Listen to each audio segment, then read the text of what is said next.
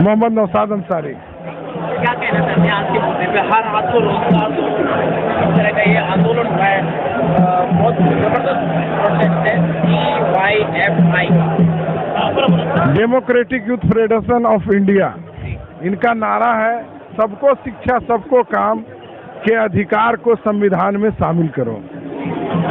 और हम लोग आज के वर्तमान सरकार मोदी सरकार को ये याद दिलाने के लिए आए हैं। 2014 में जब चुनाव हो रही थी तो मोदी सरकार ने नारा दिया था देश के युवाओं को कि हर वर्ष 2 करोड़ नौजवानों को रोजगार देंगे, हमें पार्लियामेंट में लाओ, हमको सत्ता में बैठाओ, 2 करोड़ नौजवानों को रोजगार देंगे हर वर्ष। ये सरकार फेल हो गई। नहीं, ऐसा नहीं हुआ। इसलिए उसको याद दिलाने आए हैं कि देश के अंदर में जो जन्म लिए हैं नौजवान, उसका अधिकार है रोजगार का, उसका अधिकार है शिक्षा का। और यह सरकार ना शिक्षा ना रोजगार, इस पर कोई पॉलिसी नहीं बना रहा, कोई नीति नहीं बना रहा। ये सिर्फ धन्ना सेठों के साथ बिजनेस कर रहा है और देश के जो उद्योग हैं, जो सार्वजनिक उद्योग हैं, उसको ये बेच रहा है, एक करके एक बेच रहा है इसको, समझे। मेरा नाम मोहम्मद नौशाद अंसारी। इतनी सारी भीड़ है, इतने लोग आए हैं जी, अभी कह रहे हैं कि हर हाथ को रोजगार दो। जी। तो रोजगार की समस्या से पूरा भारत हो गया है, क्या हम चाह रहे थे? नहीं, ऐसा प्रधानमंत्री नहीं चाहते हैं जो लुभावने नारे दे, जो वादा करे और वो काम नहीं करे। तो ऐसा नहीं, देश की उन्नति तभी हो सकती है जब देश के युवाओं की उन्नति हो। आप युवा, जो हमारा देश हिंदुस्तान 65% युवा का देश है और इस युवा के कंधों पर ये देश का हर चीज जो है संभव है, मगर आपको वैसा नीति बनाना होगा कि देश उन्नति की ओर जाए। दिल्ली के जंतर मंतर पर ये भीड़ कौन से राज्य से आई है? ये ऑल इंडिया प्रोटेस्ट है। हम लोगों का तो भीड़ बहुत होता, 10 लाख 20 लाख का भीड़ होता, मगर ये जो परमिशन हम लोगों को वो नहीं मिला, तो एक सीमित है। लेकिन देश के हर राज्य से, हम झारखंड से हैं, हर राज्य से आए हैं। जी जी जी जी जी, साउथ भी है, महाराष्ट्र भी है और आपका झारखंड भी है, हाँ पूरा, हाँ बंगाल भी है। जी जी।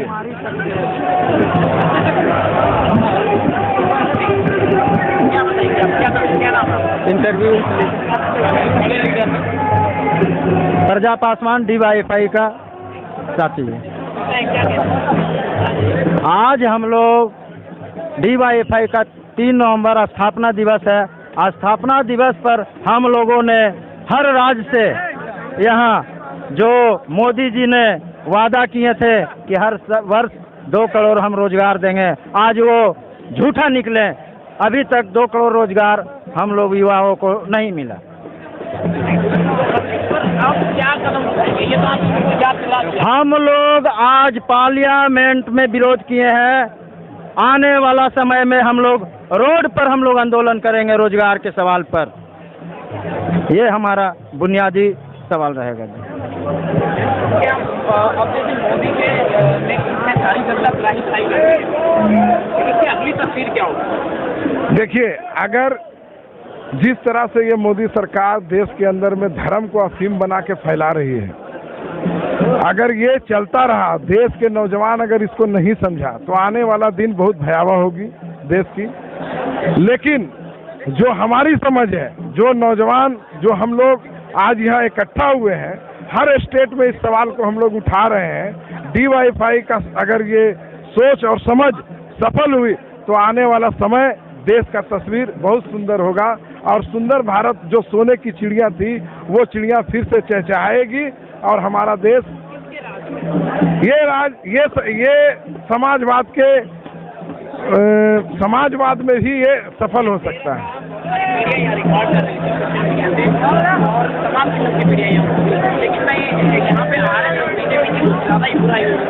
RSS BJP वो काम ही कर रही है, वो देश के उन्नति के दिशा में काम नहीं कर रही। वो एकदम साफ साफ कहना है, देश की उन्नति के दिशा में काम नहीं कर रहे, वो सिर्फ पूंजीपतियों की दिशा में काम कर रही है, उसको फायदा पहुंचाने का काम कर रहा है। ये भीड़ आगे उग्र हो सकती है, लेकिन अभी हम लोग जिस संगठन के हैं, DYFI, भारत की जनवादी, हम जनवादी तौर तरीके से आंदोलन कर रहे हैं और जनवादी तौर तरीके से ही तीखा आंदोलन करेंगे। देखेंगे ये सरकार की कितनी लंबी जेल है, हम लोग उसको भी भरने का काम करेंगे आने वाले दिन में। संविधान के विषय में क्या कहेंगे? संविधान हमारा बाबा साहब भीमराव अम्बेडकर की बनाई हुई है और संविधान जो है हमारा गौरव है, हमारा देश का गौरव है। और उसके अंदर जो हम लोगों के लिए बनाया गया है संविधान नियम, जो नीति बनाई गई है, ये सरकार उसको बदलने की कोशिश में है, वो उसके दिशा में काम नहीं कर रही है। तो यानी भारतीय मूल आवाम ये सरकार को लगभग गिरा कर छोड़ेगी जो वर्तमान। हाँ, आने वाला समय का शहीद आजम भगत सिंह ने कहा था कि जो सरकार, जो सत्ता में बैठे हुए सरकार है, वो अगर देश के आम जनता, गरीब जनता के अधिकारों को अगर वो कुचल रहा है तो देश के जनता का अधिकार बन जाता है कि वैसे सरकार को गद्दी से उखाड़ के फेंक दो। आने वाले दिन में DYFI ऐसे सरकार को उखाड़ के फेंकेगी। हाँ, कह रहे थे कि आज जिस तरह से हमारा जो संविधान को कुचला जा रहा है ये भाजपा और RSS, उसके लेकर के हम लोग भी DYFI अगले आंदोलन हम लोग रोड पे करेंगे, क्योंकि आज रोजगार के सवाल पर वो कुछ नहीं कर रहे हैं। क्योंकि आज देखिए मोदी जी का काम है मंदिर में घंटी जलाना, दिया जलाना, ये सब करके जनता को बरगला रहे हैं। क्या नाम है? संतोष कुमार पासवान। कहाँ से आए? मैं झारखंड के धनबाद डिस्ट्रिक्ट से आया हूँ। क्या इरादा लेकर आए? हम लोग ये इरादा लेकर यहाँ पे आए, प्रोटेस्ट करने के लिए आए हैं कि ये सरकार जो तानाशाही की सरकार है, जो हर वर्ष 2 करोड़ रोजगार देने का वादा किया था, जो नौजवानों को धोखा देकर सत्ता में आई है, हम 2024 में नौजवान लोग इसे सत्ता से बाहर फेंकने का काम करेंगे।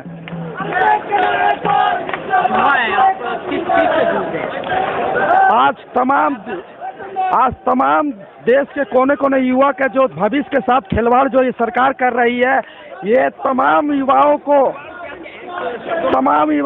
ये भविष्य बर्बाद कर रही है। रोजगार नहीं दे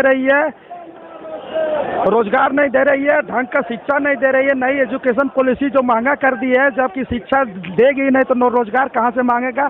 हम यहाँ पर ये प्रोटेस्ट करने इसलिए आए हैं कि ये सरकार को चेतावनी देने आए हैं कि 2024 में इसे भारी नुकसान हम लोग पहुँचाने जा रहे हैं। सरकार को हम ये संदेश यहाँ से देना चाहेंगे कि वो अगर युवाओं को अगर बरगलाने की कोशिश करेगी तो 2024 में उसे बहुत बुरे तरीके से बताने की कोशिश हम लोग करेंगे। क्या सर?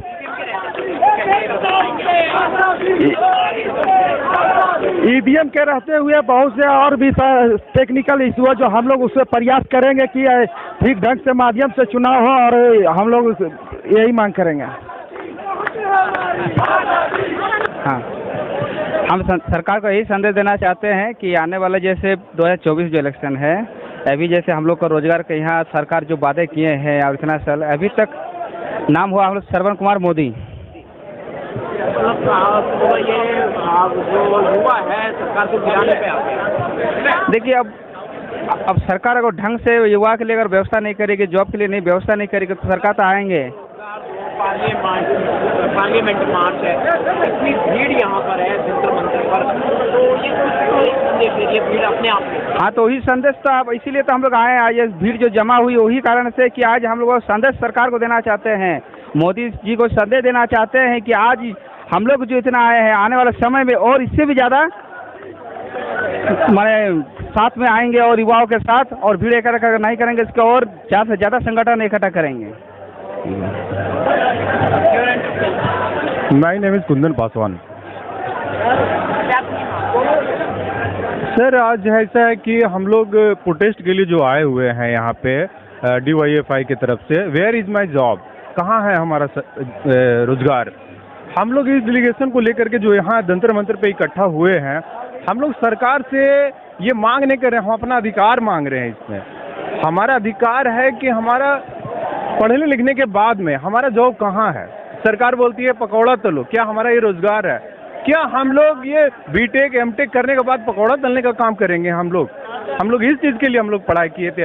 आज आपका आंकड़ा एक तरफ 45 साल का रिकॉर्ड तोड़ देता है और एक तरफ बोलते हैं कि कंस्ट्रक्शन में, बिल्डिंग में हम लोगों ने बहुत सारे रोजगार दिए। क्या पिछली सरकार ने कंस्ट्रक्शन बिल्डिंग पे काम नहीं किया था क्या? उनको हम रोजगार भी जोड़ सकते हैं, लेकिन नहीं, आपका आंकड़ा नीति आयोग के हिसाब से बिल्कुल गलत है, एकदम गलत। इसको हम लोग खारिज करते हैं। हम लोग चाहते हैं कि हमारा जॉब कहाँ है उसका ब्यौरा दीजिए। आपने कहा था सरकार में आने से पहले हर साल 2 करोड़ रोजगार देंगे। 2 करोड़ रोजगार आज 2022 हो गया, 16 करोड़ रोजगार हमारा कहाँ गया? यही मांग हमारा है सरकार से। जी, ये सरकार बदल क्यों नहीं देती? क्या बदल? चुनाव होते हैं हर बार, चुनाव के बाद सरकार बदल क्यों नहीं देती? वोटिंग का अधिकार तो दिया। जी जी, बाबा साहब ने वोटिंग का अधिकार जरूर दिया है हमें, लेकिन ये सरकार चोर दरवाजे से, ईवीएम के तरीके से ये सरकार क्या करती है, हमारे साथ में छलावा करती है। इतना एक्टिव हुआ है और इतना पावरफुल है, क्या ये कोशिश नहीं कर सकता ईवीएम के कोई फेरबदल? बिल्कुल बिल्कुल, युवा जरूर कर सकता है, कर रहा ही है, करेगा ही। लेकिन बात यहाँ पर है कि आप एक धर्म का एंगल भी बता करके सब कुछ ठीक है, सब कुछ व्यवस्थित है, इस तरह की बातें हमारे सामने आप रख देते हैं। सत्ता में बने रहने के लिए सभी कहते हैं सर, ऐसा नहीं है कि सत्ता में बने रहने के लिए कोई, इससे पहले भी सरकार हो वो भी कहती है, लेकिन उससे कहीं ज्यादा झूठे वादे करके ये सरकार आई है हमारे पास में सत्ता में बने रहने के लिए। लेकिन इतना ज्यादा छलावा नहीं किया होगा और पहले वाली सरकार ने जितना ये सरकार ने किया है। जी, तो मताधिकार का मतलब बिल्कुल खत्म हो जाता है ईवीएम के रहते? जी जी, युवा के पास कोई मत है? जी जी, मताधिकार तो वैसे ही आपने ईवीएम को हटाने के लिए क्या प्रयास कर रही है? ईवीएम को हटाने के लिए सरकार को अपना मांग रख रहा है। अब देखिए, हम कॉन्स्टिट्यूशन से अलग तो है नहीं, हम लोग ऐसा नहीं कर सकते। यही वो सरकार है जो दिल्ली में आपका जा करके यहाँ पर कॉन्स्टिट्यूशन को जलाया गया, वही दिल्ली में हम खड़े हैं, यही दिल्ली में, यही मीडिया, यही जनता है लोग, लेकिन आज भी आंख मूंदे हुए। युवा जो अपना संवैधानिक तरीके से प्रोटेस्ट कर सकता, क्या वो हाथ में कानून को नहीं ले सकता, लेकिन अपना प्रोटेस्ट के जरिए अपना बात को रख जरूर सकता है। जी, हम लोग कोशिश यही करना चाहते हैं, हम लोग चाहते यही है कि ईवीएम बैन हो जाए। और ऐसा नहीं है कि हमारे पास में हर तरह की टेक्नोलॉजी है और अन्य राष्ट्रों से ईवीएम पूर्णतः बैन हो गई है, जबकि भारत में अभी भी। देखिए सर, हम लोग के वर्ल्ड में बहुत सारे स्टेब्लिश कंट्री आज भी ऐसे हैं जो कि ऐसा काम कर रही है अपने। जैसे आप देखा जाए तो टेक्नोलॉजी के मामले में जापान जो है काफ़ी एक्टिव कंट्री है वो, लेकिन वो भी अपने अंदर में ईवीएम को नहीं रख रही है। लेकिन हमारा कंट्री क्या इतना डेवलप, आज भी आपको ईवीएम को रख रहे हैं? या फिर आप क्या कर रहे हैं हमारे साथ में? आप वीवीपी मशीन जो ला रहे हैं सामने में, आप शो करवा रहे हैं कि सब कुछ बढ़िया, सब कुछ ठीक है। ये खुली आंखों से, नग्न आंखों से सबको देख रहा है कि ये गलत कर रही है। लोग, हमारे जितने भी युवा लोग हैं, जितने भी हैं, वो सब जान रहे हैं कि सरकार गलत कर रही है, लेकिन ये सरकार इस पर कोई बड़ा रुख नहीं करे। जी, धनबाद झारखंड से। दिल्ली से करीब 1100 किलोमीटर है सर। चल के आए प्रोटेस्ट में जी। और शायद हम लगभग बेरोजगार। जी जी, बेरोजगार है। बेरोजगार युवा एक नहीं हजारों की संख्या में यहाँ मौजूद हुए हैं जंतर मंतर पर। बेरोजगारों ने इतनी हिम्मत दी है कि सैकड़ों किलोमीटर दूर से चलकर दिल्ली के जंतर मंतर पाए सरकार को चेतावनी। जी जी सर, ये अंधी और बहरी सरकार है, ठीक है। यहाँ पे हर वो कदम, हर वो युवा, हर वो कुछ उठा चुका है, लेकिन इस सरकार के कान में जू तक नहीं रेंग रही है। 2024 में इसका परिणाम बहुत बुरा होने वाला है। कोशिश संभव तो यही रहेगा हमारे युवाओं को, कोशिश तो हमारा यही रहेगा सर, क्योंकि हम लोग एक संवैधानिक तरीके से मांग ही कर सकते हैं। ऐसा नहीं कि कानून को हम अपने हाथ में लेकर के कुछ ऐसा करें। प्रोटेस्ट के माध्यम से, चाहे जो भी हो, आज जिस तरह की विपक्षी सरकार देख रहे हैं कि भारत जोड़ो यात्रा का लेकर के आगे बढ़ रही है, वो भी यही चाह रही है कि ईवीएम बैन हो, आगे एक वोटिंग ठीक हो, वो भी एक अपना सरकार बनाने के लिए वो कदम में लगी हुई है। लेकिन क्या मतलब असंवैधानिक तरीके से हम चलना क्या उचित रहेगा हमारा?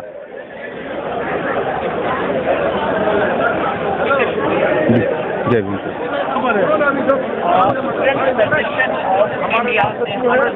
मेरा नाम सागर गौतम है जी, मेरा नाम सागर गौतम है और मैं student federation of India SFI Saharanpur जिला अध्यक्ष हूँ जी। और यहाँ पे आज जो हमारा इकट्ठा होने का जो मकसद है, जो एक सवाल है सरकार से, वो बेरोजगारी और शिक्षा को बचाने को लेकर के है। तो आज यहाँ पे सैकड़ों की संख्या में लोग इकट्ठा हुए हैं पूरे भारत से।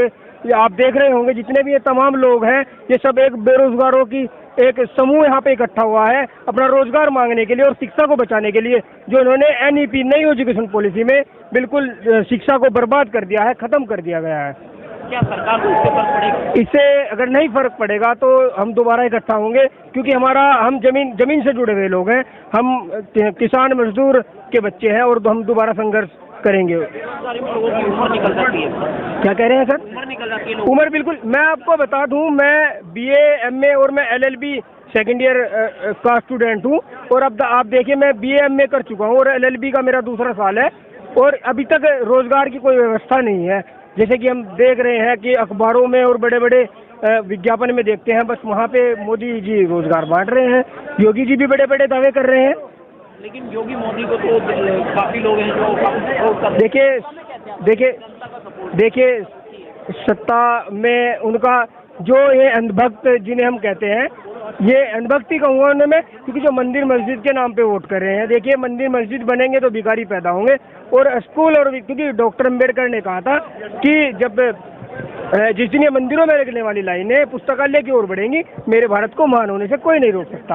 और बाबा साहब का संविधान में हम विश्वास रखते हैं, उनको मानने वाले लोग हैं और उनके नक्शे कदम पे हम चल रहे हैं। क्या देना चाहेंगे मोदी को?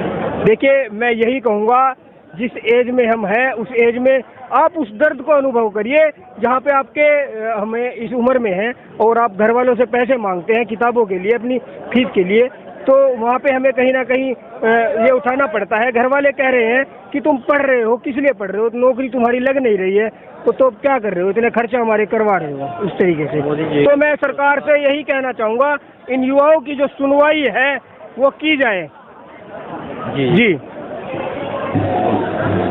ऐसी सरकार को सत्ता में बने रहना ठीक है। देखिए ऐसी सत्ता को उखाड़ फेंक देना चाहिए, और मैं देश के युवाओं से यही अपील करूंगा, संघर्षों के साए में घनघोर जवानी पलती है, इतिहास उस ओर झुक जाता है जिस ओर जवानी चलती है। जी लागत स्टूडेंट है। मैं ये जानना चाहूँगा, क्या इस्तीफा नहीं ले सकते हम सरकार? बिल्कुल ले सकते हैं, अगर हम अपनी आवाज को एकजुटता से करें, एकजुटता से कर करके अपनी आवाज को उठाएं, तो ये जो 85% आबादी है जिसको शिक्षा से, चिकित्सा से, रोजगार से वंचित कर रही है, इसे सत्ता से उखाड़ फेंकने की वो ताकत रखती है, वो ताकत दिखाने का काम करे।